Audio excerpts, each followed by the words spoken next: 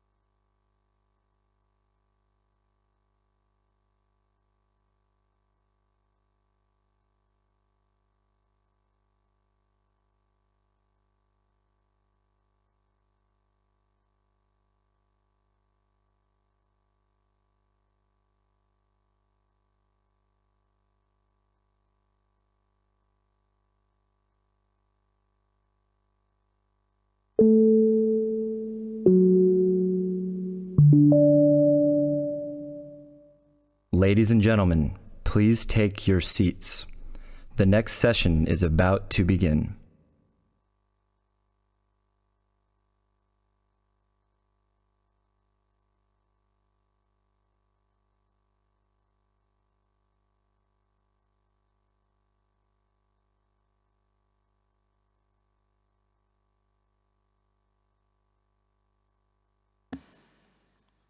Ladies and gentlemen, welcome back to the Danube Room. Please welcome your host, Kevin Barron.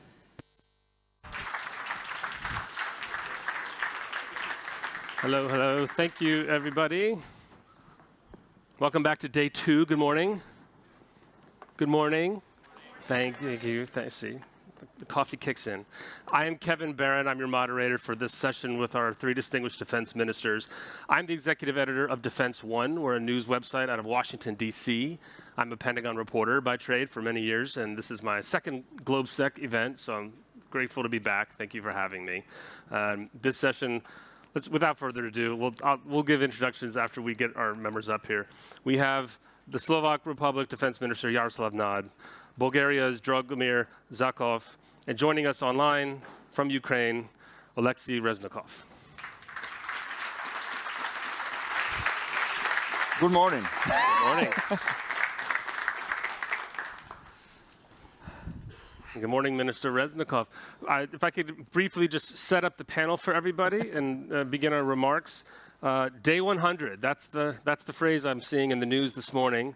There's a lot of media that are reassessing where we are in the war, where the conflict is, where Western support is, and frankly, no longer is. Ukraine fatigue is in the headlines today.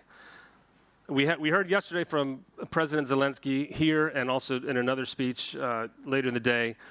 He said Russian forces now occupy 1/5 of his country's territory, according to the New York Times, and that Russia now controls Ukrainian territory that is greater than the Netherlands, Belgium, and Luxembourg combined. The front is more than 1,000 kilometers long. Imagine that. And the same pages today, we've seen articles from and columns in the FT. Ed Luce, FT's correspondent in Washington, has a piece up. The title of the piece is "The West is Starting to Feel Ukraine Fatigue." He says America's public, back where I'm from, is focused on rising inflation, school massacres, and the familiar diet of celebrity scandals. On Axios today, there's a graphic that indicates social media interactions have dropped from 100 million likes, comments, and shares, news articles about the Ukraine conflict in the beginning of the war, the first week, to just 4.8 million today. That's the status of things in the media atmosphere. Minister Reznikov, if you could start us off with a battlefield report and remarks from Ukraine. Thank you for joining us.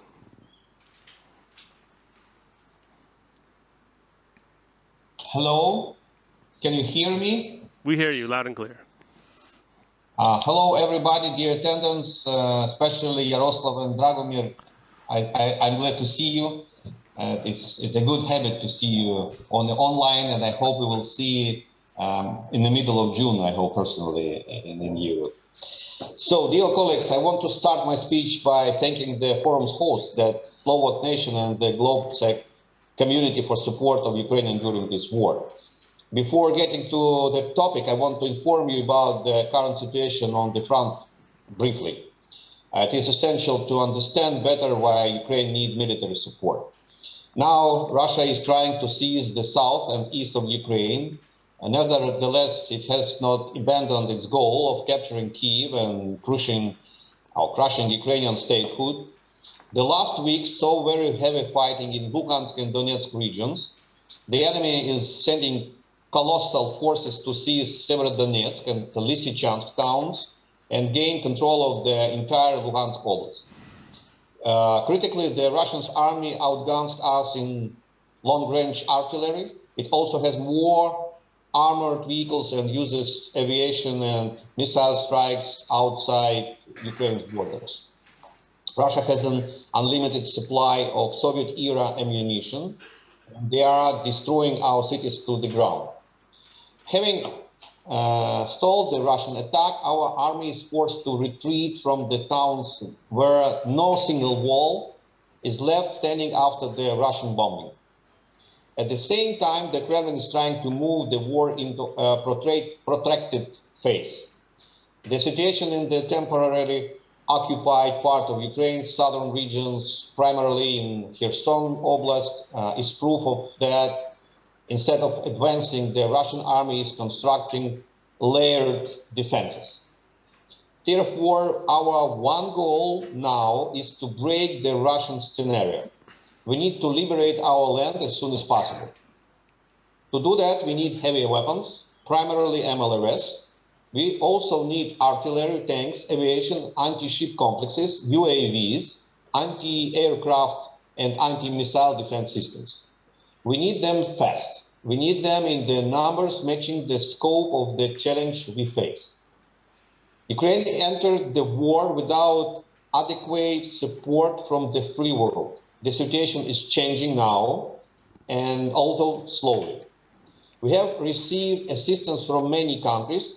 Taking my chance, I want to thank my colleagues, Defense Minister Jaroslav and Dragomir Zakov, for the support the peoples and governments of the Slovak Republic and the Republic of Bulgaria provided to Ukraine.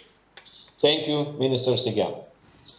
We value the contribution of every nation that stood with Ukraine. We are committed to taking every necessary step to maximize the efficiency of international assistance. I want to elaborate. The recent meeting in the Ramstein format emphasized the three key words: timing, transition, and coordination.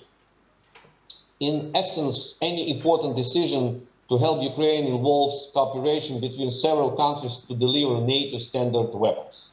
I call on every member of the foreign delegations to consider whether peacetime procedures should apply fully during wars. Deliberations take days and weeks, literally measured in Ukrainian lives.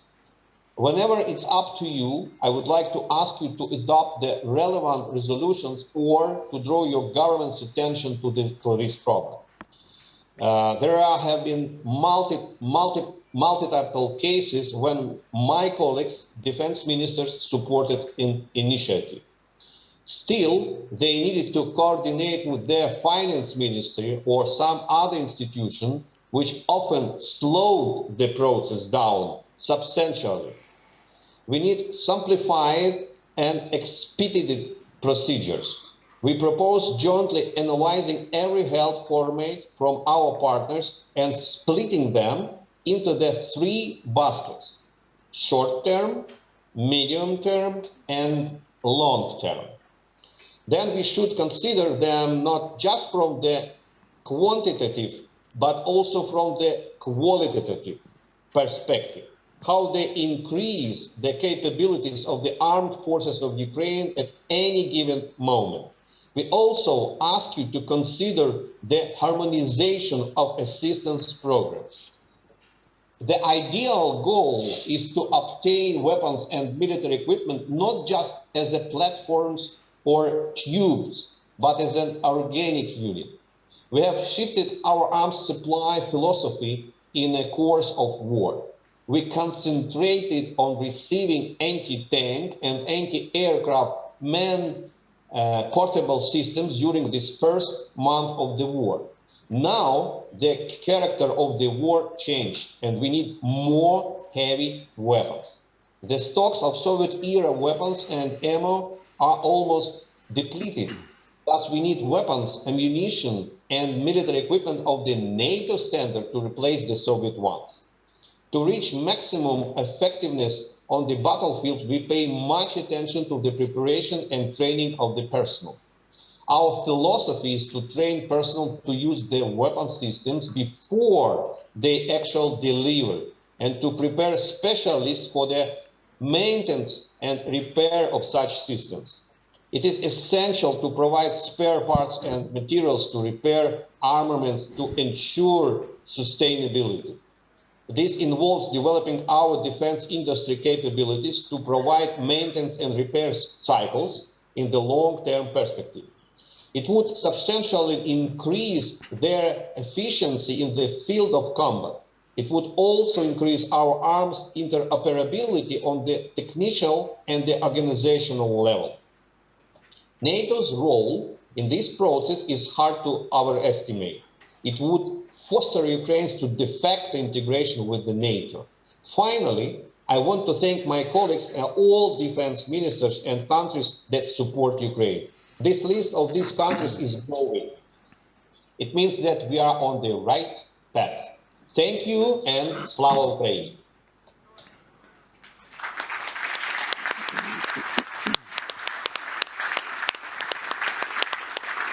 Minister Reznikov, thank you for those remarks. I have one follow-up question for you before I bring in the other ministers. You mentioned in your wish list of arms at the very top, MLRS. The United States pledged HIMARS just this week, and I noticed that you tweeted that those are the 6 letters for which the whole country has been waiting, HIMARS.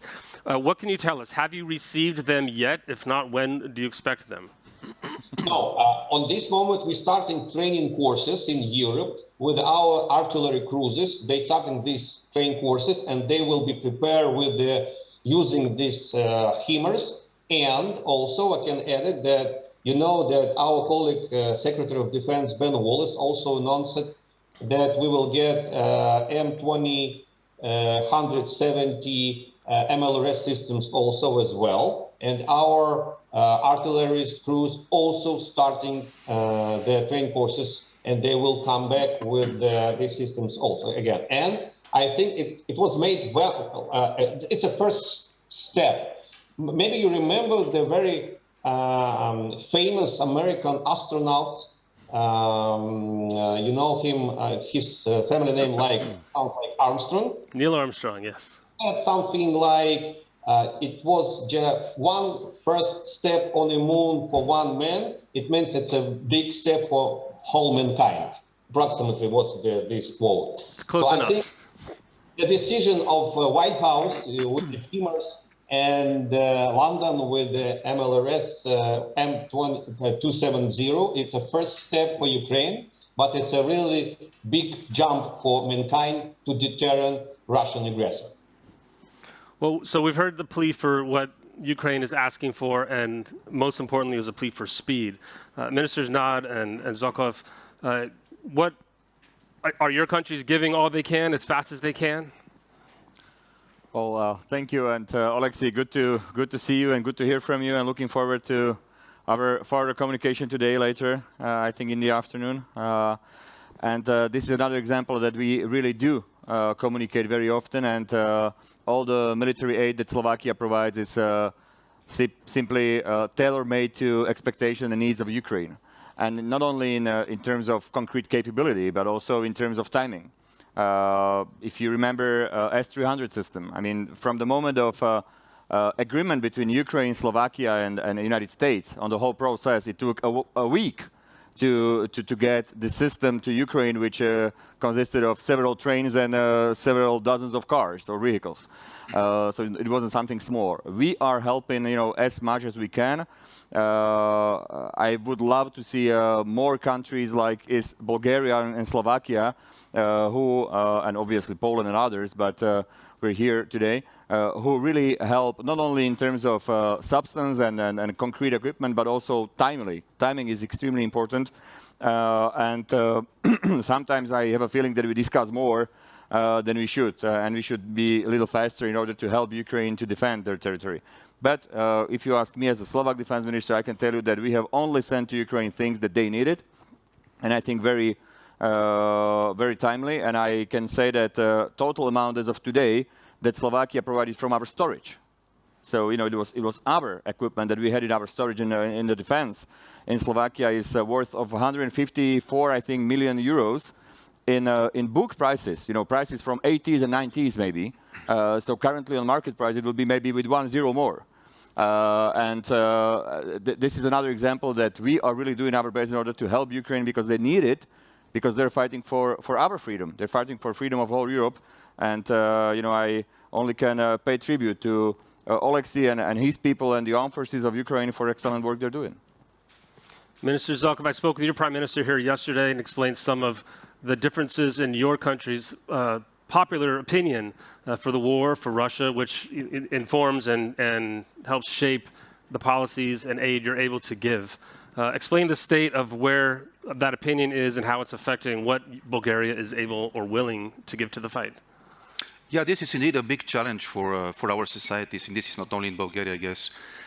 So we have this quite big hybrid campaign, hybrid warfare that we have been facing for years, actually, in the east of Europe, not only in Bulgaria but also in Bulgaria, of course. And now we actually have to cope with all this hybrid warfare. And I'm not that much focused on when, how, if. What we are providing, because at the end of the day I think the most important is how we coordinate with each other, how we complement each other within the international community, within NATO, within the European Union, to help Ukraine, to help our friends. And hello Oleksii, good to see you already in the screen, but I hope to see you also next week in a different place in life already.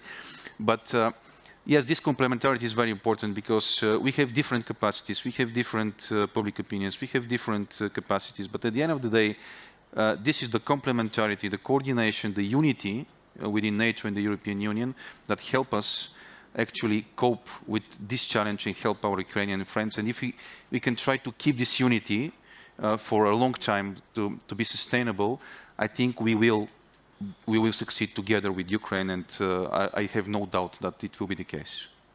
I want to remind the audience, if you want a question to get in, you have two ways to do it. You can raise your hand for me soon, or you can go to the Slido app. Some of you have already done that. Get those in. We'll put them up. You can vote which question you'd like to ask more than the others. So stay tuned. We're going to get to that quickly. Minister Reznikov, can you give us a sense of the current status? The city of Severodonetsk, if I'm pronouncing that right, the last major city of Luhansk, which the media is focusing on as almost a symbolic. If that falls, that's the last stronghold keeping Russia from controlling the entire Donbass. What's the status? Can the city hold, or are you already looking past this? On this moment, Ukrainian armed forces and other part of sector of security are in Severodonetsk, and we have enemies in the streets. So I would like to call it urban fights on this moment. And we still control the part of this city. And during this night, we conducted a little bit success. As I get the report from our staff in the east of Ukraine. And I think that tomorrow we will have more information about the officials. And by the way, I'm glad to announce that we signed a contract for the supply of eight Susanna Hofizers 2 days ago, with, as Jaroslav also tweeted, and it's publicly. And we are grateful to Slovakia for this decision, but it's also a serious investment in the Slovak economy also as well. And it is also a lot of money during the war for Ukraine. So we will ask Slovakia to provide additional systems faster than production capacity. I'm using the moment. I'd like to ask all of you a similar theme that I asked of the prime ministers yesterday, which is the idea that the arms that the West is providing, there's two different versions of arms that could be given. One version is the types of arms that Ukraine needs to win, to outright win, to drive Russian forces out of Ukrainian territory for good, and to hold them out, to deter them.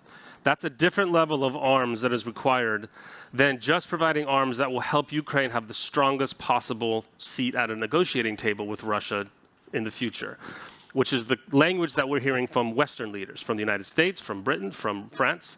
That's much different than the language I'm hearing here at GlobeSec and in Central and Eastern Europe.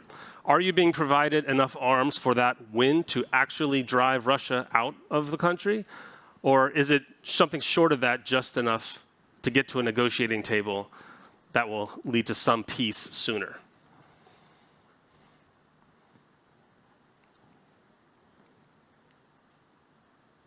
Just for clarification, this question for me? Yes, you can answer first, and all of you I'd ask to answer, yes. Okay, so I think that this level of delivering we have to support Ukraine to deter an aggressor. We need more to make sufficient counterattack and kick them outside of our country to liberate all occupied territories. And third stage will be rise up our capacity. Then we will sit on a table for negotiations and we will discuss next future neighborhood with the Russians. And I'm sure that NATO countries are trying to strengthen their east flank using their capacity in Poland, Slovak, Czech, Romania, Bulgaria, etc. And I think that during the NATO summit in Madrid, it will be on June, they will adopt a strategy for next 10 years, for NATO, I mean. And I think that if we are talking about the membership of Ukraine with NATO de facto, not de jure, it could be the good idea if in this strategy, Ukraine will be also a part of this strategy, because we also are the part of eastern flank of Europe, eastern flank of NATO countries, eastern flank of EU. And I think it will be a win-win situation for all countries who are members of Ally, who are members of EU, because unfortunately, Kremlin will not fly to the space using the Elon Musk equipment. You can't have any panel without Elon Musk being referenced. Minister Nod, do you have the same sense of do you have any sense of concern about what we're saying here, that the arms being provided by the West are perhaps good enough to hold the line, but not to push Russia out, not to, as the minister was saying, become a deterrent force that could join NATO in the same strength as other NATO members of the eastern flank? Well, the most important thing is obviously to help Ukraine to defend. And in these terms, it's first up to Oleksii and his people to say what exactly they need. We know that they need artillery, that they need anti-tank, they need missiles for farther distance. You know, we're working on that. And obviously, if you would ask me, let's say 2 or 3 months ago, that what I think of how active countries around the world, and we're talking about really dozens of countries that help militarily and financially. If you would ask me whether I would be that optimistic about the amount, I wouldn't be. But I am now, because I see that countries really help and help intensively. Obviously, Oleksii has mentioned Zuzana howitzers that we have actually signed a contract for. And this is exactly the type of equipment that they need, because you know it's a modern way of fighting. You defend, but you also can attack, and you can shoot, and then you can move very fastly. And this is exactly what they need to do, because in terms of numbers, obviously Russians have bigger numbers of soldiers deployed, equipment ready, almost. And never-ending storages of so-called stupid bombs that they have from very deep past, and they are using that really intensively currently in Ukraine. But the storages that we have in the eastern flank, I mean, countries that used to be a part of former Warsaw Pact, are, emptying from day to day. And now it's up to the countries from the western side of the alliance, of European Union, to provide more modern weapons that they still have. Or, if they cannot do it directly to Ukraine, or they don't want to, then there is this backfilling option. So we can use our storages up to 0 immediately when we receive backfilling from countries that are willing to help EU and NATO, but are not willing to engage directly in Ukraine. Countries like Switzerland, for example, if I can mention at least one of that, and other countries. So obviously, we are here, the whole Western community, we're here to help Ukraine, but it should be faster, and it should be really a strong engagement of countries. And even those who don't want to be directly visible in Ukraine, they can help us, so we can help more Ukrainians. Well, let's talk about the coordination. And Minister Zakov, if you could maybe speak to this as a country that's providing, other than arms types of assistance. One of our questions on Slido from the audience is, are military capabilities between European countries being coordinated differently now than they were previously? How have things evolved for the better, and what else is needed to increase that coordination to get that speed that we're calling for today?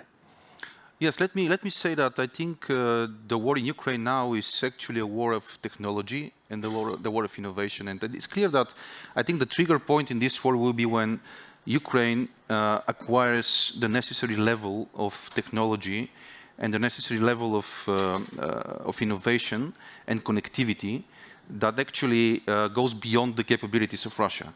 And I think that both in the European Union and NATO, we have to address this in our strategies. And also, this should be also addressed in the next NATO strategic concept as well. So I think in the decades to come, the competition and the conflicts will actually be solved or decided on the basis of the technology and innovation. So I think this war actually shows clearly that 21st century technology can win over the 20th century, and this is decisive now. So this is not about number or quantity, so quality of weapons. This is about quantity now. It's a good call for a reminder about technology and innovation. I want to get to that and cyber capabilities soon, but I want to get a response from Minister Reznikov to the same question. Explain how has the coordination improved, and where do you need it to go in the future for better coordination? Or is it great? Coordination's doing wonderfully. I would think that the initiative of our colleague Lloyd Austin, Secretary of Defense of the United States, and Ben Wallace to starting the idea with the donation conference in London, and after that the Rammstein format, it's a good idea to arrange this coordination center to help us. And it's still working, and we will have third meeting in June, and we continue our cooperation on bilateral platform also, like we do it with Jaroslav and Dragomir as an example. And I think that this coordination system will help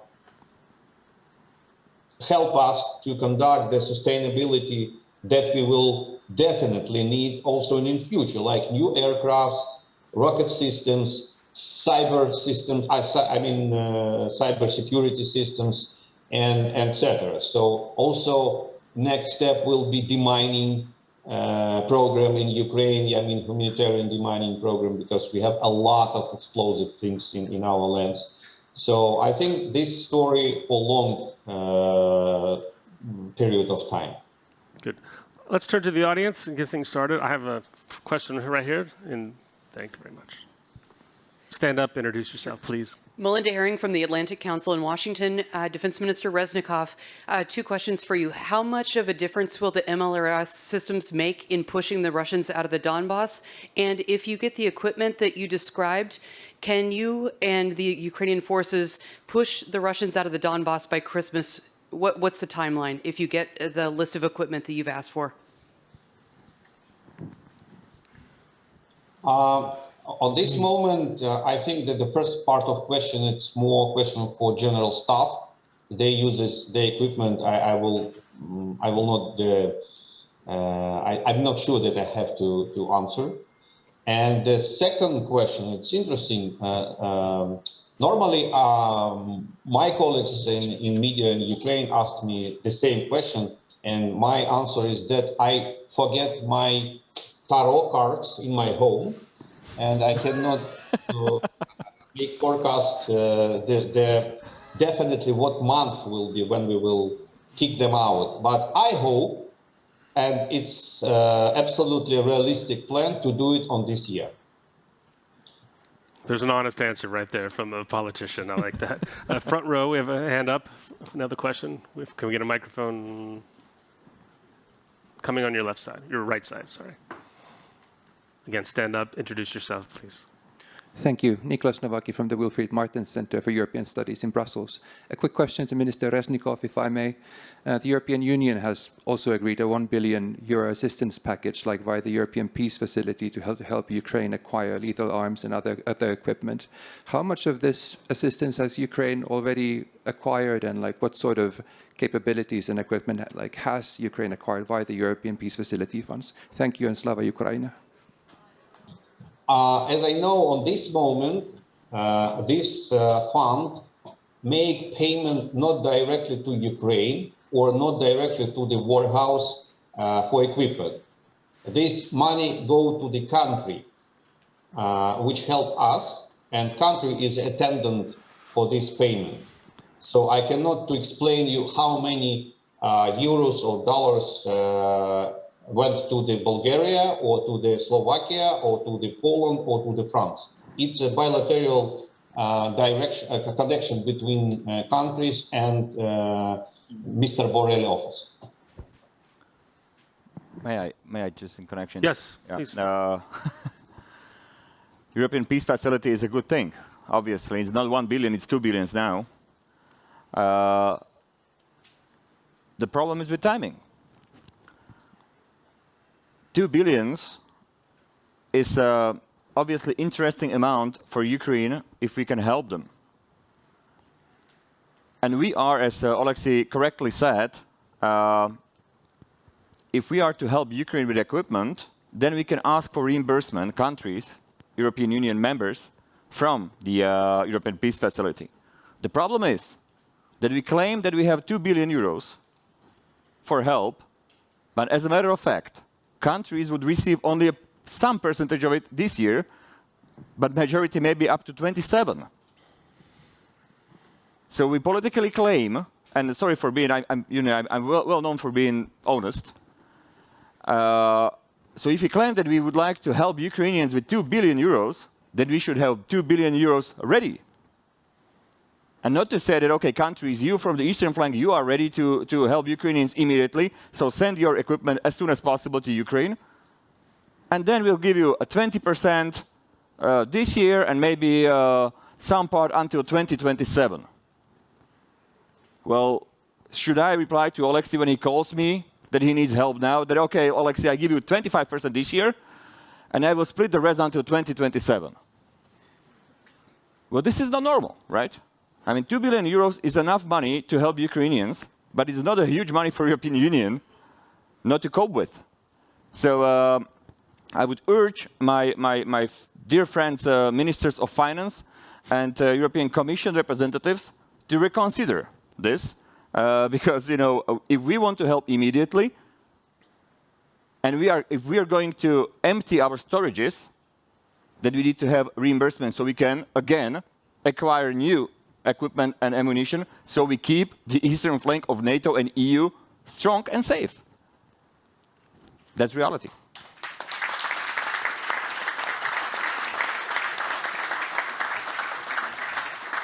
I add it a little bit. I think that Yes. Probably good solution could be appointed the trust fund in Europe. Some countries want to invest money, like Luxembourg, but they cannot do it. because they have no any equipment to deliver it, to convey to Ukraine, but they can use this money. Maybe trust fund will be next step of this project. Thank you, gentlemen. I said I'd bring back into the cyber angle. One of our questions from the audience has asked you all to address that, and asks, have you experienced Russian cyber attacks? I'm going to assume the answer to that is yes.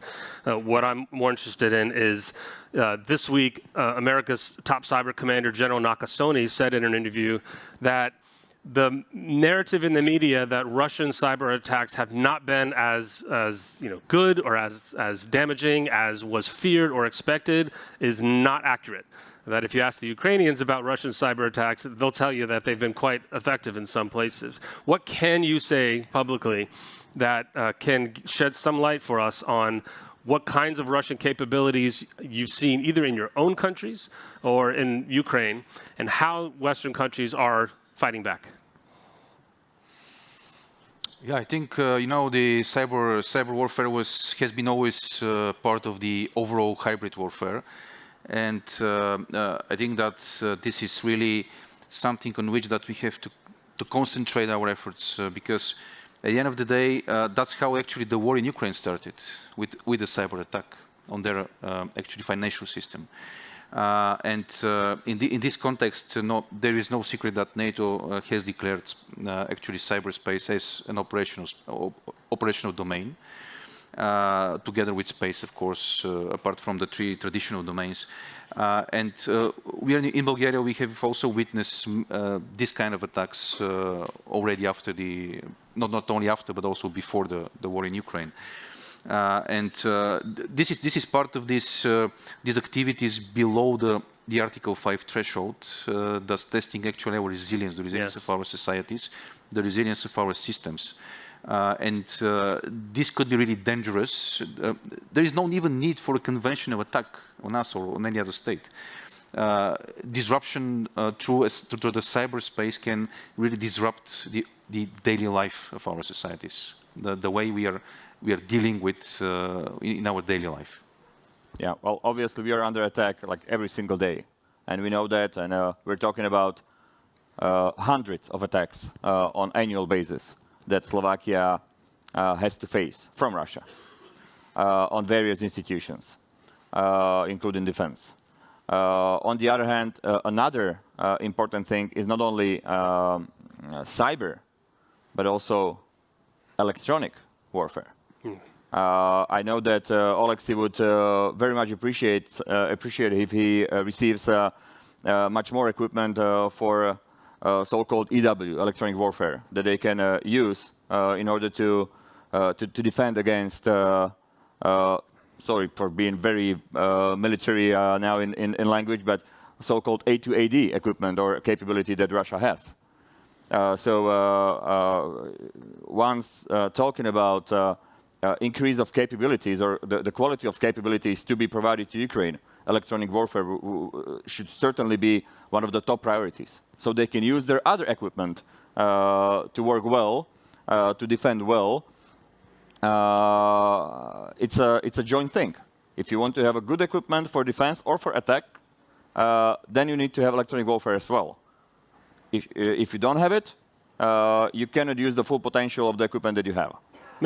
And this is extremely important for Ukraine, but also for our countries in order to defend against possible attacks. Minister Reznikov, what can you tell us about electronic warfare? It's good to bring up. We've spent the last couple of weeks talking about artillery and HIMARS and more traditional weapons, but the ability to disrupt Russian offensive attacks, especially air attacks, we've heard has been extremely helpful to your defense. What can you tell us?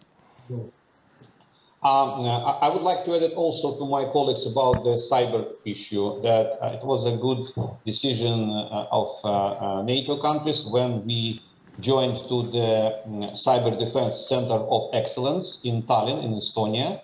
As you know, before, unfortunately, Hungary used the veto right to block it this moment, but after that they refused to use this veto right, and Ukraine joined to this Center of Excellence. And I think it will be good cooperation between countries. And continuing the question about the EW, electronic warfare, also we trying to get more equipment for jamming Russians' UAVs. And also we need our UAVs for reconnaissance to strengthen our artillery cruises. It's a war in the sky between UAVs so we call it ICE. So we need to blind them, and we need ICE for us, for our artillery, for counter-battery fighting. And sure, we need special missiles, anti-RLS missiles to blind them. And after that, we can use our aviation. So it's a really, as Jaroslav mentioned, very important part of our needs in our wish list. We're under 8 minutes to go and getting to the final question. So again, to the audience, if you have one, please raise your hand before the end. I wanted to ask all three of you, you are ministers, you are politicians, you represent people, and I wonder if you can talk some about how the conduct of Russia's military has affected public opinion for the conflict, for providing support for the conflict. And I say this because British Defense Minister Ben Wallace was in Washington, and he's been making it a point in his speeches to really condemn not just the Russian military leadership, but the actual soldiers themselves as the war continues, mainly for what he's saying is the dereliction of duty, that the profession of arms has broken down in the Russian military. That's why you're seeing looting, war crimes, a lack of professionalism that's expected, or at least which translates to a lack of capabilities that was feared, which has not been seen, at least in this conflict, on this battlefield. How has, as men of arms yourselves, how has Russia's conduct affected your assumptions and your analysis of their capabilities, and how has it reached your public, and how does it play into either their fears or their confidence for what they face from the Russian forces? Cool. Yeah, it's a good question, but I'm still continue to say that I'm not politician. I'm still a lawyer. It's my professional background. So, and for me, it's very important that our position of our population, for example, for legalizing of weapon in Ukraine. We finished the public search poll, and we have 60% of population that will vote for short gun for self-defense, and 20% for using the short gun and other kind of gun for special needs. So 80% of population for legalization of weapon. Before this invasion, it was absolutely impossible. Also, we had a lot of pro-Russian part of population, especially in the south and east of part of Ukraine. And after then, Kremlin starting bombing the civil facilities, hospitals, kindergartens, schools, I know that on this moment probably 98% are against Russia, population of Ukraine. So for pro-Russian political parties, there are no any chance to be re-elected in Ukrainian parliament or be re-elected in city councils, to be mayors of our villages, of the cities, because Russians show them to the whole world that they are looters, rapers, and murderers. This is not regularly civilized army in the world. So this is not the second army in the world. It's murderers, rapers, looters. We call them orcs. Mr. Zakov? Yeah, you know, in Bulgaria, actually, at the beginning of the war, actually, the war has stretched the public opinion in Bulgaria to the two extremities, and this was really a division within the society. Now, 3 months later, or 100 days later, actually, I see that there is a bit more balance in the public opinion already. But what is important now is to work with our public to explain that, the figures are very, very interesting in Bulgaria, but I think it's not that much difference in Slovakia. We have, according to the latest figures, around half of our population not blaming directly Putin for the war. But at the same time, we have the support for NATO at the highest level, historically. Also, there is a big part of the population that is fearing Putin, and that's why they're not against Putin. And this is something that we can work on, because we are part of NATO, we are part of the European Union.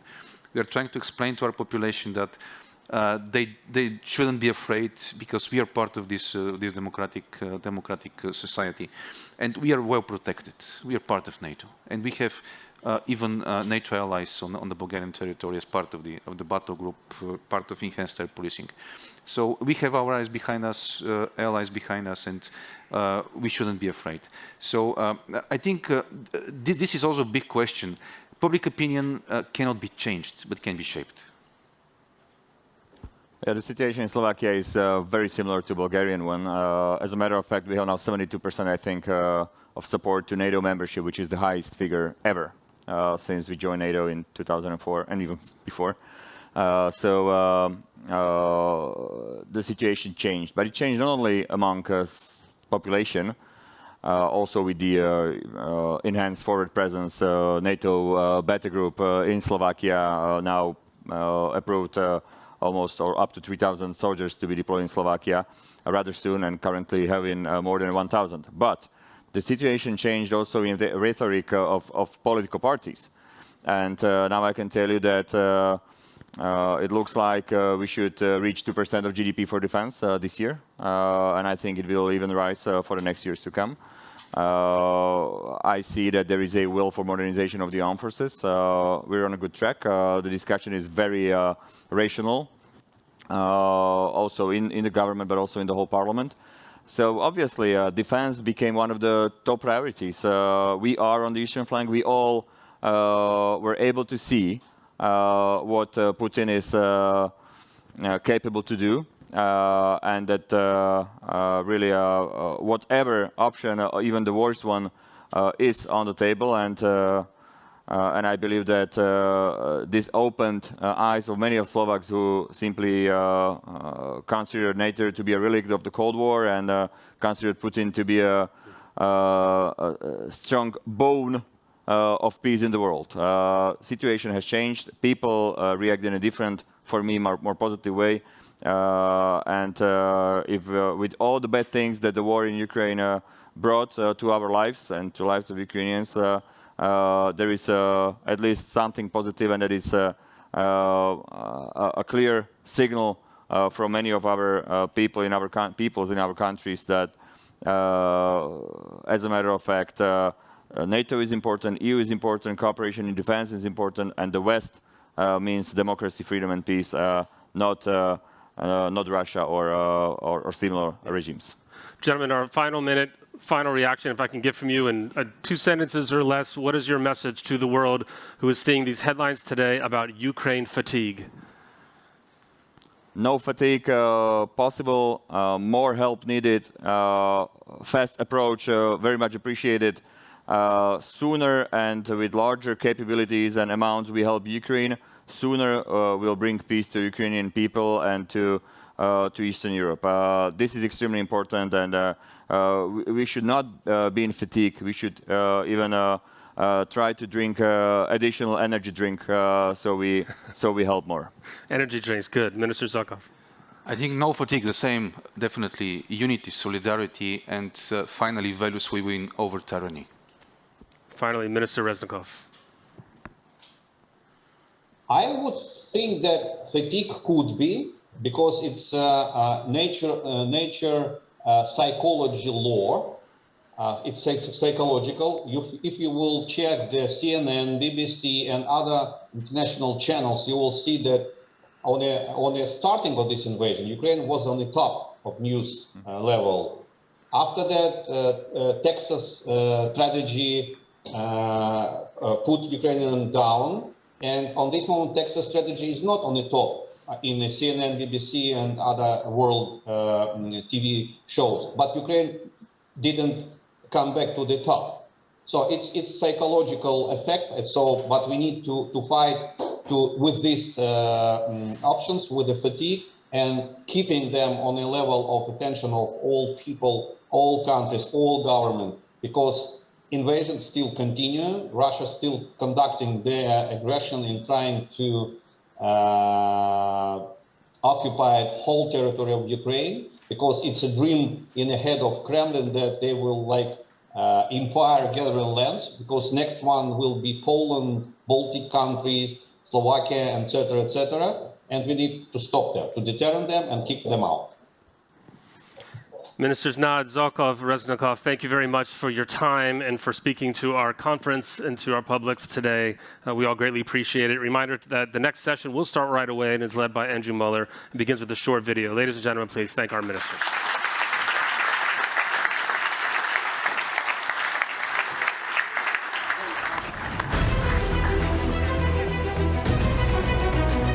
Thank you, sir.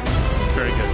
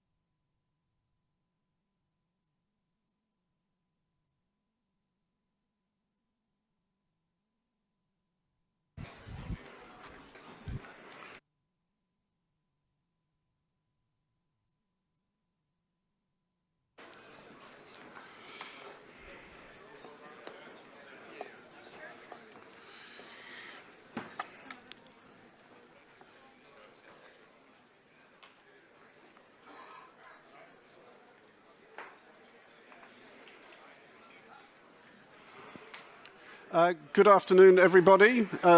Welcome to today's panel on elevating Europe, stronger autonomy and transatlantic security.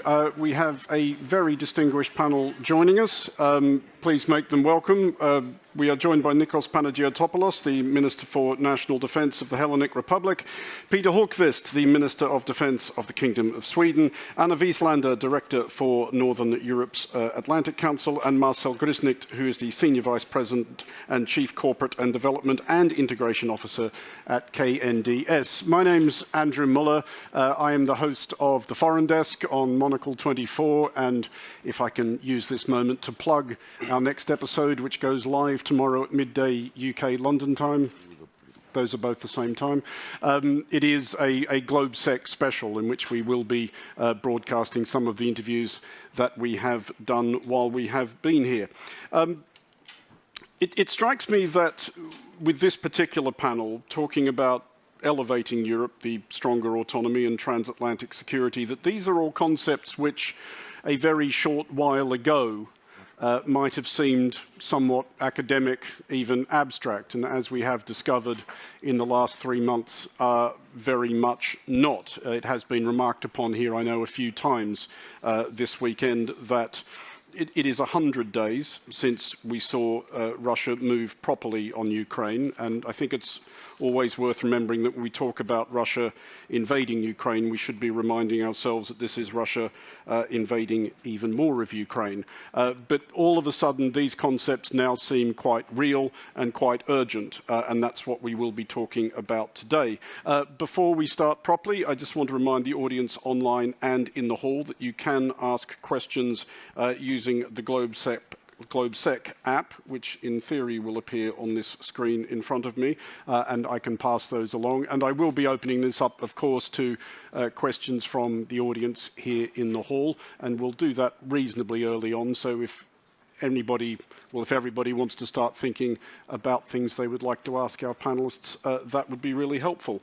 But let's start properly with one of the most obvious manifestations of how the world has changed in the last 3 months. And I'll put the opening question to you, Minister Peter Hultqvist, Minister of Defence of Sweden, that as recently, well, let's say not 101 days ago, but let's say 6 months ago, if I'd asked you to express your views on the likelihood that in 2022 Sweden would be applying to join NATO, how crazy would you think I had gone?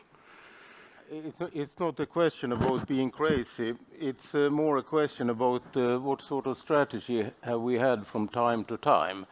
During 8 years, our strategy was to build a platform together with Finland up in Scandinavia, where we were non-allied but upgraded our military capabilities and at the same time deepening the cooperation with inside the partnership of NATO, but also with around 20 agreements around defense with other countries. And when we built interoperability together with others, so we created possibilities to act if something happened. And the strategy was to reduce the level of tension, but at the same time not be naive. So the non-alignment was the way to reduce the level of tension.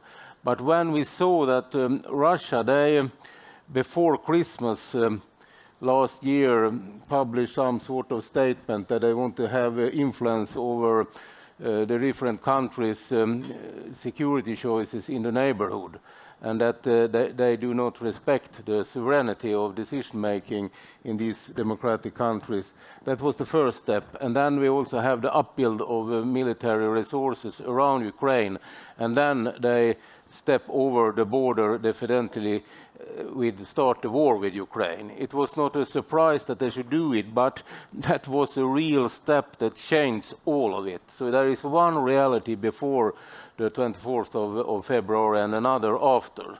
And because of that, the process started in Finland about security analysis, and it ended up with that they should apply for NATO membership, and we have the same process in Sweden with the same result. And now we are there, because this is the only way to build a threshold enough in the security situation we are living in today.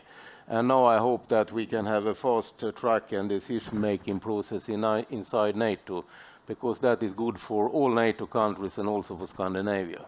But if I can just follow that up briefly, does it feel to you, thinking maybe not just as a minister of Sweden, but also as a citizen of Sweden, that this is a dramatic shift in Sweden's own view of itself and how it fits into Europe? Yeah, it's a dramatic shift to change the position we have had during around 200 years, but there is also realities that you need to take in, the realities of today. And that is not the same realities than if you compare with 10 years or 20 years ago. But if we take in the realities of today, then it's necessary to do something else that we have done. So it's now we must do the right conclusion connected to today's realities. And we can talk about if it's dramatic or not. I think the only interesting answer is that this is the realistic view of the situation.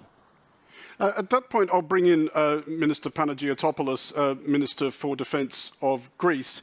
Does it feel to you, if we talk about Finland and Sweden being added to NATO, that by definition strengthens NATO? Is NATO always going to be about strength in numbers, or might there possibly a point at which an alliance like NATO becomes unwieldy? It absolutely strengthens NATO. First of all, we are talking about two countries that have a strong military footprint. They are strong militarily. Two Western countries, wealthy countries, countries where that respect the rule of law and the international world order, open societies, Western democracies, and in fact, in essence, established NATO partners already through the initiatives where they've participated close to NATO. So in essence, yes, NATO will become stronger with the admission of Sweden and Finland in our ranks. And those countries, Sweden and Finland, in fact, will become more secure because they will feel the essence of the collective security provided by the NATO umbrella. And Putin will have scored a peculiar kind of defeat, because let me remind you that one of Putin's primary objectives in the beginning was to make sure that the enlargement of NATO would never happen. Not with Sweden, not with Finland joining it, not with anybody. His actions and his fateful decisions in the Ukraine have led to exactly that happening. So that is another thing to consider. However, yes, NATO will become stronger, and we will all become stronger together. That's a certainty. And we fully support it, of course. Greece is fully supporting the entrance of Sweden and Finland into the NATO ranks. No conditions, no questions asked, no ifs, no buts, no bargaining over that. Anna Wieslander from the Atlantic Council, I'll bring you in at this point. Russia's narrative, or a narrative advanced more often on behalf of Russia by that curious cohort of people who are still trying to make excuses for Russia, is that NATO has, to some extent, provoked or precipitated the events we've seen in the last 3 months by getting too close to Russia geographically, by encroaching upon its borders. Is it in fact arguable, and this is a leading question for which I apologize in advance, that the opposite is true, that NATO, if it did provoke or precipitate these events, did so by not being assertive enough? And the reason I ask is that at Monocle 24, and indeed at this event this weekend, we've spoken to a lot of current and former politicians from Eastern Europe and the Baltic states in particular, who, I mean, and they're entitled to it, do seem to be having something of a "we told you so" moment. Has Western Europe been arguably just complacent or naive about Russia? Well, put it like this. I think there has been a feeling in Northern Europe, in Eastern Europe, among those countries that have proximity to Russia and knows Russia throughout history, that yes, you can have contact and dialogue with Russia. And of course we have, a lot of countries have, also small countries, Finland, others, you know, we are neighbors.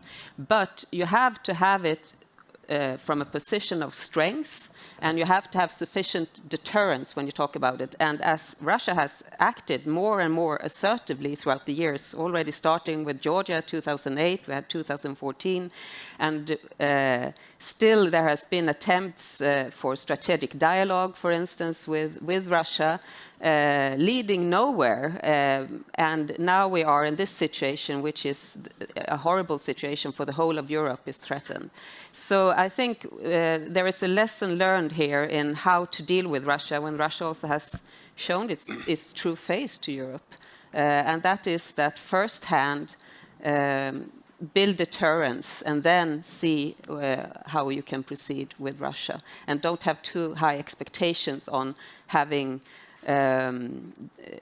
partnerships with Russia, including Russia. I think what we will have to build in the future now is to balance against the threat of Russia, to secure our institutions, and then we will see how can we proceed. Certain areas we will be able to have contact and talk with Russia, but it's not included in an all-European security architecture anymore. And Marcel, over on the far end there, a similar point about whether NATO has perhaps not thought of itself enough as a collective and more as a bunch of individual countries thinking more about defending themselves individually than defending each other and defending the Western Hemisphere generally. Do you think that this has possibly been a bit of a reminder that people have been thinking a bit small, perhaps? Yeah, I think you're absolutely a justified remark you are stating, because what we do see, and then I'm really talking about the operations that are going on, that we still have a lack of interoperability of our means. And you see that in several ways. For an example, do you know that we have 17 different main battle tanks in Europe? That we have 27 different artillery systems in Europe. You can imagine, only from the financial point of view, we cannot afford that to develop this kind of variety of systems. We cannot procure this variety of systems, and we cannot sustain, from the logistical point of view, this variety of systems. And that causes really very pragmatic problems. I will give you a short example on ammunition. We are supporting Ukraine with artillery systems from France, from Germany, from the Netherlands, from Belgium, from the States, etc. Including the ammunition, the 155 millimeter ammunition. But did you know that we cannot exchange this type of ammunition between the systems? So imagine the Ukrainian soldier who has a 155 millimeter weapon. He has to check whether it fits in the French one, in the German one, or in the State. That's a simple example of interoperability which is currently lacking. So we should really focus more on standardization of our means. Really focus and then impose.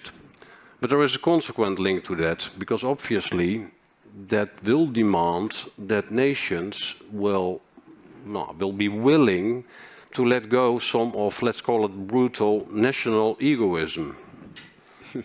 And willing to procure more joint in order to have this interoperability. That requires also, of course, a consolidation of industry. I'm not saying that that will be at the cost of national industries, but consolidation of industry can be done whilst maintaining local added value for the various countries. So yes, I think your remark that you asked me was justified. That does sound like a good question to throw back to the defence ministers, and I'll throw it back to you first of all, Peter.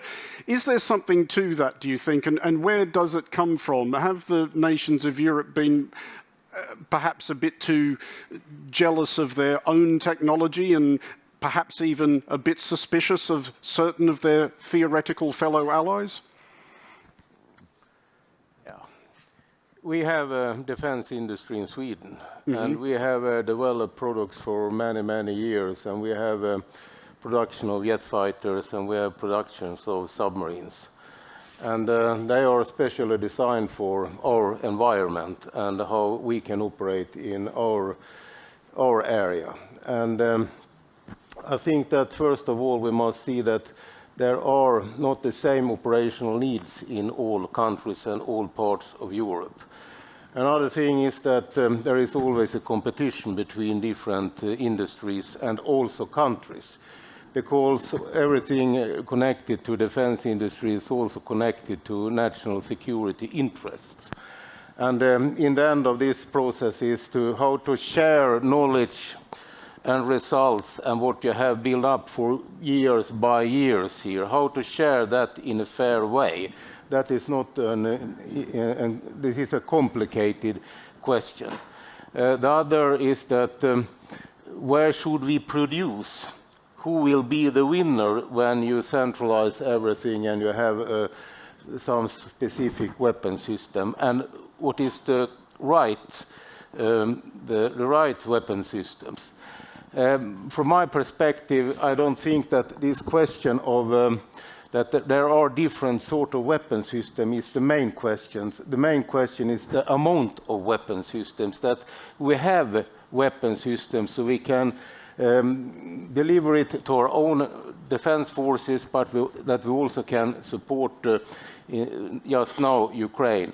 There is always problems with everything, but to build some sort of centralized weapon industry in Europe, I think it's a very difficult question, and I think also that that must be directly connected to national security interests. And if we don't do that, we are too theoretical when we are viewing the situation. Then we can talk about national egoism and so on. And I think that there are big countries and there are small countries, and the dimension of national defense will always be there. So from my point of view, I think that this discussion sometimes is too theoretical and not directly connected to the realities of the life. Marcel, did you have something you wanted to add to that? Yeah. I think it's a utopia to think that we will align the 27 nations on one main battle tank and one aircraft. But you could start with simple examples. Currently, 13 European countries are using a Leopard 2. Why not build on that? Then you already have a core capability on a standard platform. And you could even think of creating a sort of European armory fleet, which will absolutely increase our reactiveness, which we all want. And that's the first step already. Secondly, more technologically and less theoretically, you could start at least with a combined basic platform. A multi-role chassis, call it like that, on which you can apply your different mission modules. It's a little bit like the Boxer concept we are using within KMW. But you can apply then still your own weapon systems, depending your own operational requirements in your different areas. So it's not only theoretical, you can do it with pragmatic steps. And maybe some big countries should take a front-runner role in this, like France and Germany. And I think you should not start with 27 countries, but start with 2 or 3, which could be the front-runner and which are the leading countries in defense industry in Europe. I mean, this is a particularly acute point, I think, for Greece, at which point I will bring in Nikos. And I think that you're probably unique among NATO in that arguably your greatest national security priority is another member of NATO. What are the limits, do you think, of that kind of interoperability, especially if we talk about Greece and Turkey? Can you imagine that kind of full-blooded cooperation at any point? I would if some conditions change.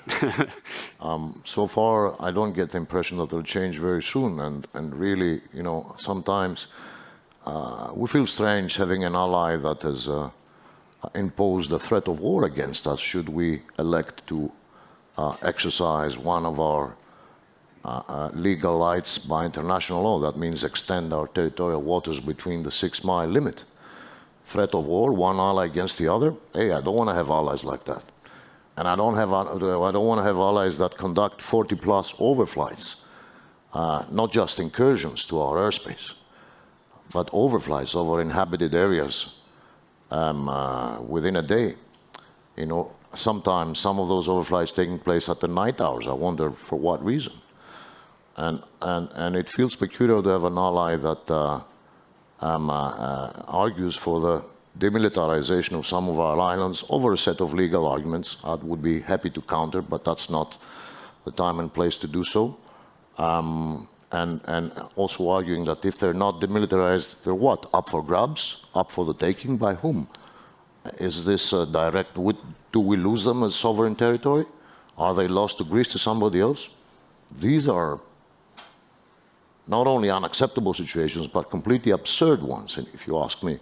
And we will do whatever in our full sovereign right in order to defend and protect our full sovereign rights. And let me say, we're getting dangerously close to our limits as well, our limits of restraint and patience. But that's another story. I was very pleased at what Marcel said with respect to a common European defense industry. I also respect Peter's reservations, but I think that if Europe is to make positive steps towards achieving a level of strategic autonomy, it should consider very seriously starting with its defense industry. I do believe in one common European armored vehicle or main battle tank or even aircraft, fighter aircraft, even though that's probably a more complicated proposition. But we have to start from somewhere. That would mean achieving economies of scale for our production, a much easier level of training for all our armed forces, for our personnel. It's easier to train our armed forces when we use one common vehicle, or if we use systems of artillery to 10 at the first stage and then probably one. It's much easier. It's easier to develop synergies between our different elements of our national defense industries. It's easier to hand out subcontracting works so that everybody works together toward a common goal, creating, let's say, a European fighting vehicle. And it will serve very well in order to establish our strategic autonomy. I don't know how feasible it is for Europe to develop a European army, even at the level of a strong a rapid reaction force. But I do think that it's somewhat easier and more realistic as a target to work toward developing synergies in the European defense industry. Especially now that we do realize the need to spend more efficiently on defense, and especially now that the major partners like Germany have decided to spend an enormous amount in upgrading their own capabilities, thereby they're acknowledging the need to expand production capacity all over Europe. So I think that now is the time more than ever. The experiences of our geopolitical environment and our security challenges make it even more imperative that we exhaust our efforts in order to achieve that.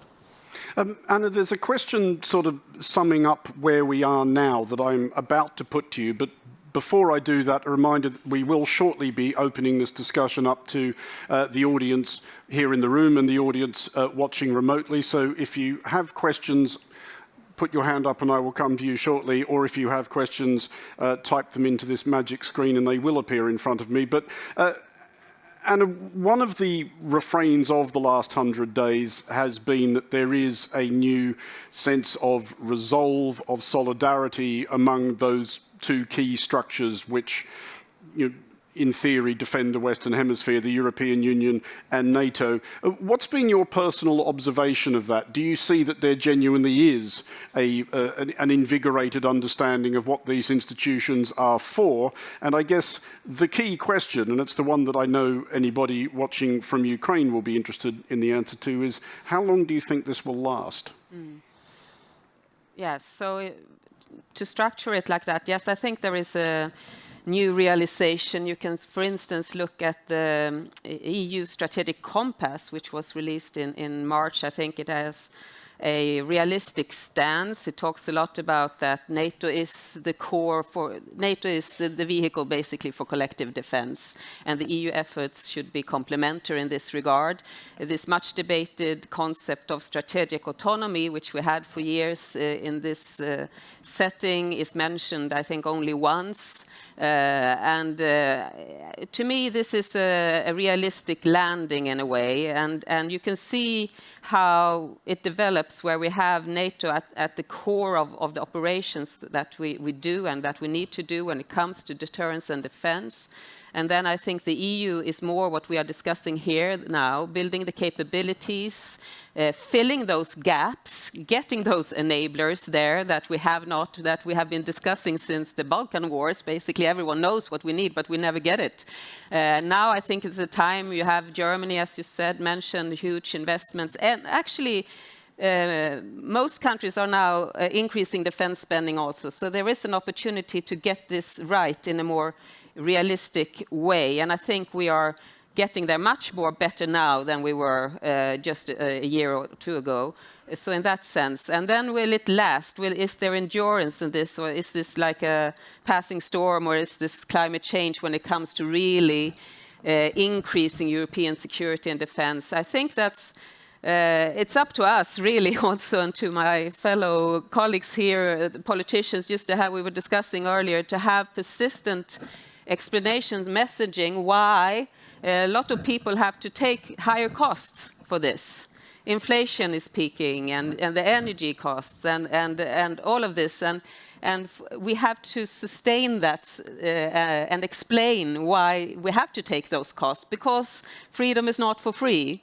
It has a cost. Democracy will have a cost for us, and increasingly it will be that way. And I think it does not end even with Ukraine. We still have a range of countries that are perceived as being part of Europe that we need to solve. We have the Western Balkans, we have Georgia, we have Moldova, we have even further on, and we have, we talk a lot about Russia now, but we still have China, we still have other challengers to our system. So I think this is just the beginning of a new system that we need really to set with the institutions at the core, the EU and NATO. I think for the regional security, that will be how we have to build this. And with that, do we have any questions here in the floor? We have a couple. I'll ask you first of all to just introduce yourself briefly, but you first of all, sir. And stand up if you could, they're shouting. I was pointing to you there, sort of right there in the middle. Yes, right here, front row. Thank you. Nikolaos Novaki from the Wilfried Martin Center for European Studies. A quick question to Minister Hultqvist.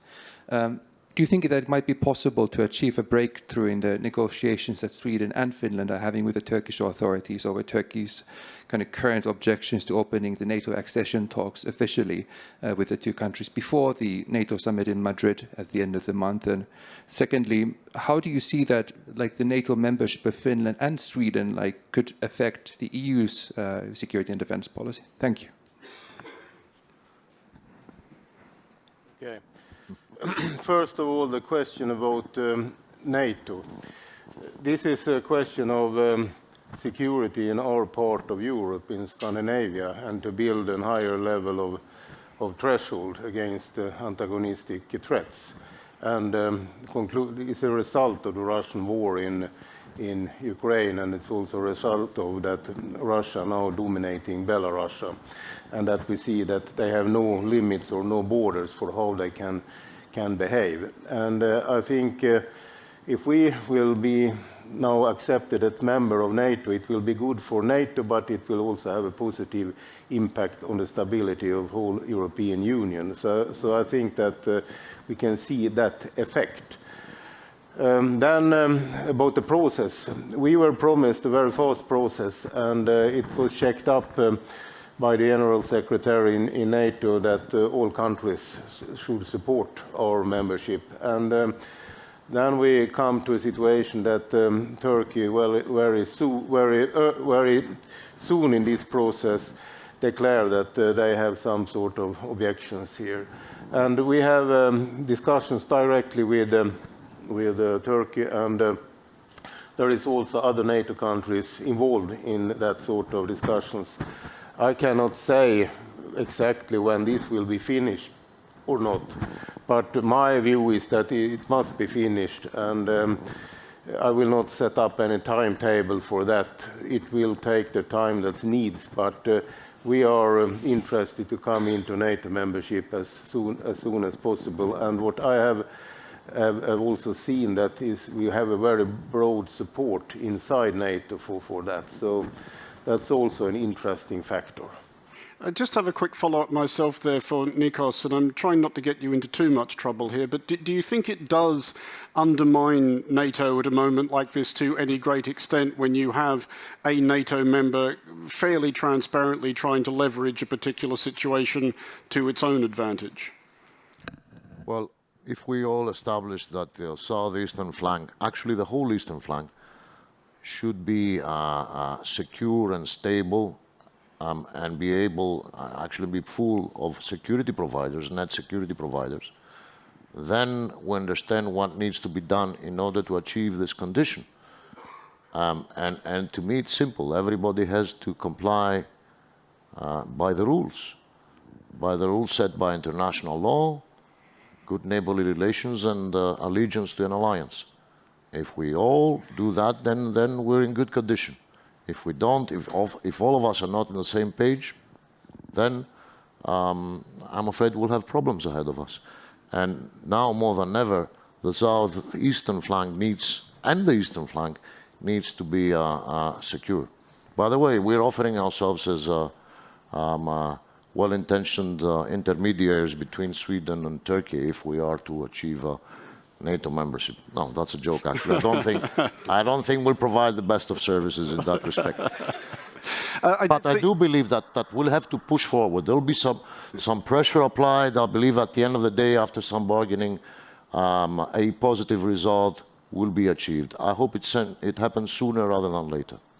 I did see some other hands up there. I see one there in the third row, audience member who requires no introduction to me personally, but if you could introduce yourself to everybody else.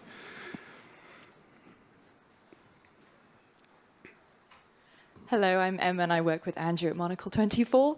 I also have a question for the Swedish Defence Minister. It was mentioned earlier during the panel discussion that Sweden would offer a strong military footprint to the NATO alliance. I was wondering if you could explain specifically what Sweden has to offer the alliance militarily, and also why it's so important to Sweden that it pursues membership alongside Finland. Okay. First of all, we have a very well-developed army, navy, and air force, and we have a deep cooperation together with Finland. We have operational planning beyond peace together with them, and we have also strong connections to Denmark and Norway, and also the Baltic states. What we can build from a Nordic perspective is a strategical depth. We can, from an operational point of view, a military operational point of view, develop something that will make the defense of all the Nordic peninsula very, very strong. So I think that we can do a lot together here, and if we connect that to the NATO planning, it will be very, very effective. In our decisions in the Parliament, we also have decisions about operational coordinated planning with NATO, with the United Kingdom, with the United States, with the other Nordic countries. So we have a platform here that we already have built. And also with these 20 defense agreements I already have talked about, that will be an effective bridge. A lot of interoperability is already done, and we know each other, and we know what we can deliver to each other. So I don't think that the process after a membership decision will be so complicated, because we have done a lot of the work already. But we haven't the military planning for all over this area. We haven't the planning for burden sharing and how we should deal with the different defense forces here. But what I understood of discussions that have been in the Senate in the United States, they saw the Swedish armed forces as very capable, that we have a very well-developed army, we have very strong equipment in the Air Force and in the Navy, and especially the jet fighters and the submarines. So I think that in the end of all these processes, it will be a step forward for NATO with Finland and Sweden. And we should also know that Finland have a very big army, and that's also something that is a real plus effect for NATO. A quick follow-up to that one for you, Anna. What sense you're getting from talking to people within NATO and people in defence ministries across NATO as to whether they think Finland and Sweden joining changes the culture, the mindset, if you will, of NATO? These are two countries, for a lot of the reasons that Peter was just discussing, have taken a very distinctive approach to defence. Does NATO anticipate that the addition of those two countries will change its outlook in any meaningful sense? Well, I think it will change or add into two dimensions. One is, as Minister Hultqvist described here, what you can do when you have the whole Nordic Scandinavian area within NATO's operational planning and within its defense planning. You will have a connection between the Baltic Sea, the Arctic, and the North Atlantic in one area. And what we have heard here during these days about having deterrence of denial throughout the eastern flank from the Black Sea up to the Baltic, you can extend that to the whole northern area, basically connecting the dots with a strong missile, air defense, electronic warfare, sensor systems, which means that it's basically not that interesting to kind of try to mess around in that part. And that will be possible. Then I think also what Sweden and Finland will bring is and that's interesting when it comes to resilience, which we talk about much more now, and I think will be a major issue also at the Madrid summit.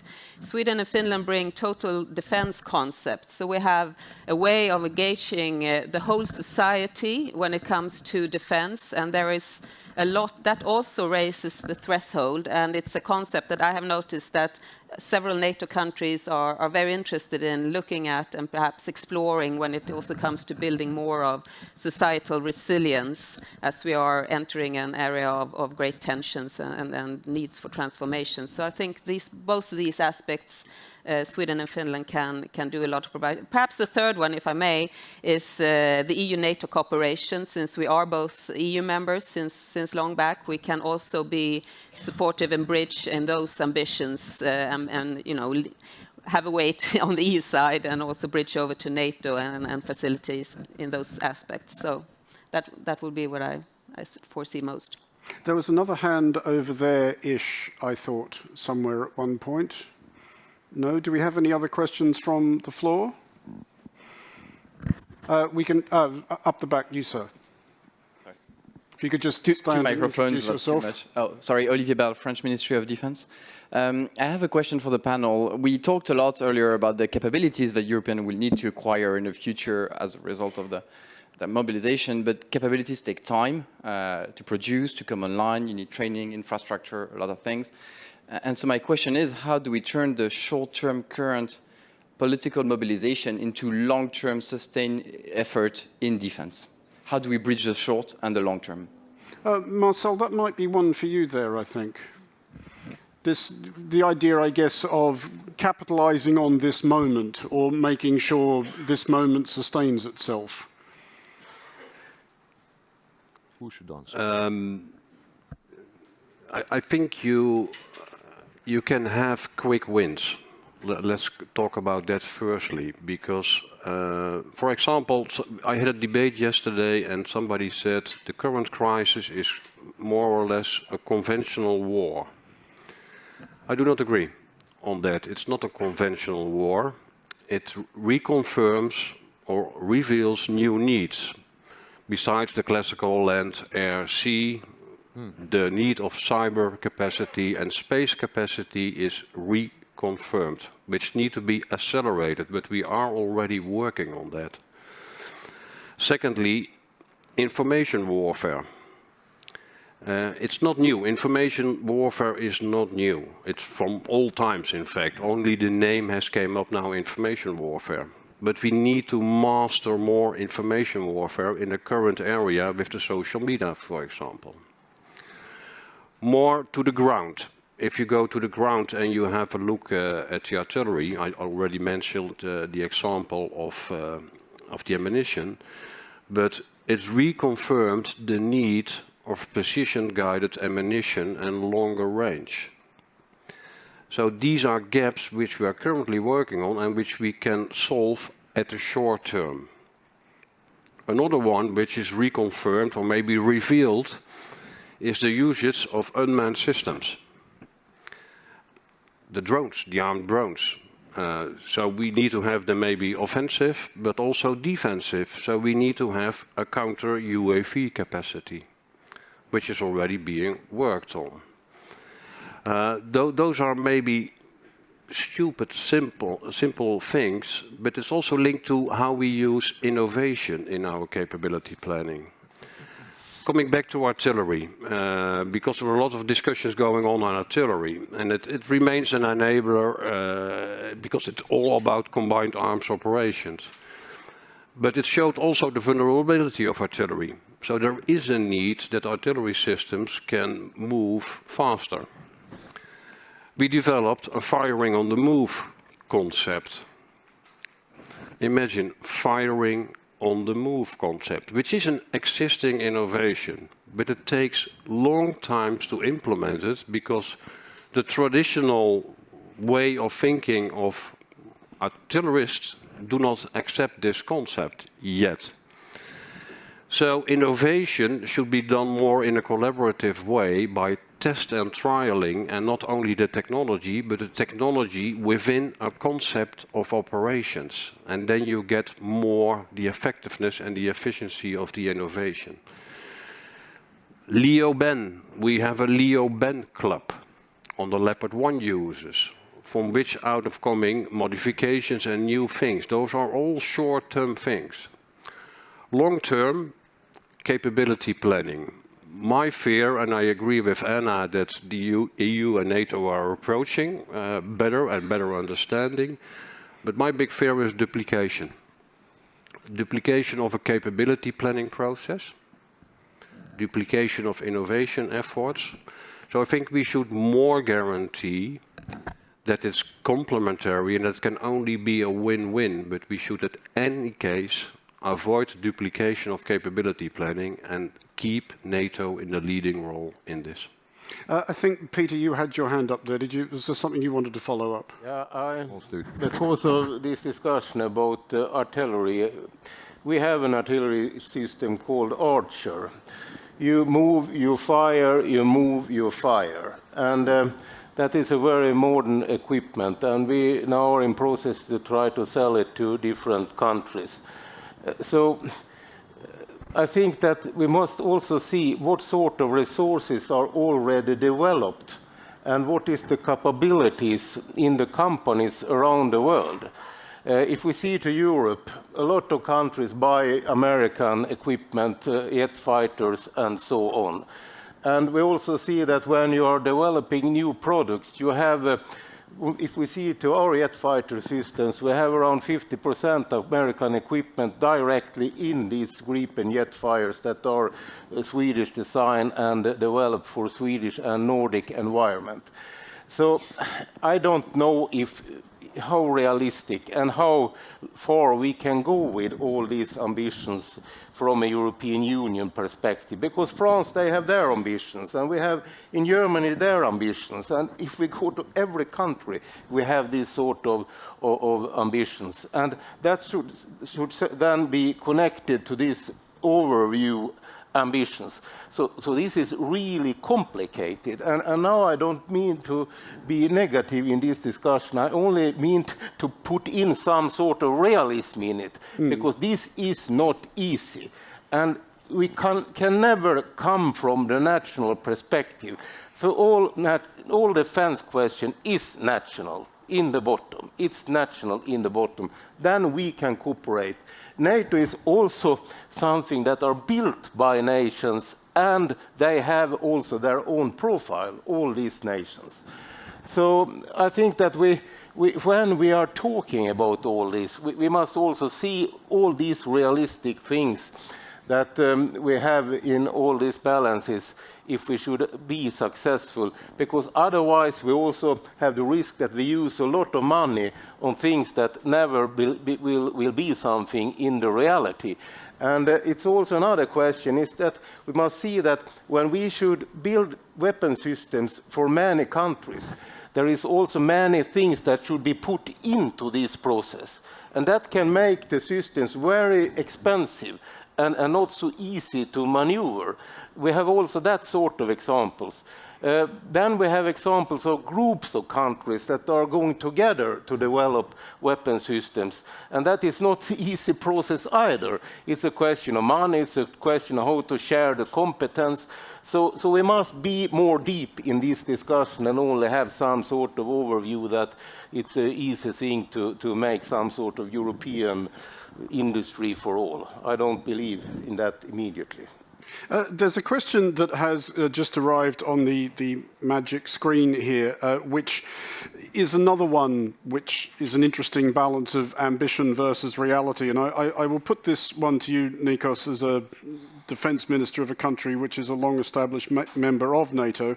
And it is, I guess, possibly the big question, or one of the big questions underpinning not merely this session, but all of GlobeSec this weekend, and indeed almost all diplomatic activity in the Western Hemisphere over the last 3 months. Somebody pointing out that Russia's response to Sweden and Finland joining NATO, which has actually been reasonably muted, demonstrates that it was never the enlargement of NATO that was Russia's real problem. So their question is, perspectives on the likelihood of Ukraine eventually actually being welcomed into NATO. How likely, probable, or imminent do you think that could possibly be? That's a difficult question, but I would rather start from establishing a prospect of Ukraine being admitted to the European family first. and not NATO immediately, even though I would respect both those aspirations coming out of Ukraine. After all, you know, the Ukrainians are now fighting not only to defend their countries, and they're doing that in an absolutely admirable way, very bravely and with a good degree of success. They're fighting to uphold the core of our values, both in NATO as well as in Europe, not to mention the whole edifice of Western democracies. And we must not forget that ultimately this is a fight to uphold a bright future and a viable future for Western democracies against a darkening horizon dominated by autocrats, regimes that do not share in those same values, open societies, freedom of expression, rule of law, freedom of economic activity, and so on and so forth. So we must make sure that we stay the course, and we do it together, we do it united, and we do it committed and determined to stay the course. Even when it becomes harder, because it will become harder. Dark times are ahead of us. We're coming out of a concurrent convergence of unprecedented crises, pandemics, energy costs, climate crisis, geopolitical upheaval, and we have to manage all of these almost at the same time. With respect to my country, we're also coming out of a grave financial crisis that has created more fatigue. The average European citizen is wondering, why should we spend more and more and more on defense, whereas, you know, I'm having troubles paying my electricity bill, for one thing, or I'm struggling to make ends meet. And these people are conferring in their ivory towers, deciding on spending a few more billions on defense systems, whereas, you know, my way of living is threatened directly. So we have to make sure we communicate this to our political audience. We have to make sure to convince our peoples. Otherwise, there is an additional, very grave danger ahead, the future of Western democracy, because anti-systemic populist parties are knocking on the door, and they're whispering attractive arguments to the ears of disenchanted voters. And I don't know how much these parties are influenced by outside agents. I don't want to name names, you know, seeking to undermine European Western democracy from within. I don't know about that, but I cannot exclude that as a possibility. So we need to be very careful, very committed, and very united in this effort right now. Well, on that realistic yet sobering note, we are out of time for today's session. Thank you very much, first of all, to our panelists today, Marcel Grisnigt, Peter Hultqvist, Anna Wieslander, and Nikolaos Panagiotopoulos. Thank you all very much for coming. There is now a lunch break. The panels resume in here at 13:40, and thank you all very much for your time.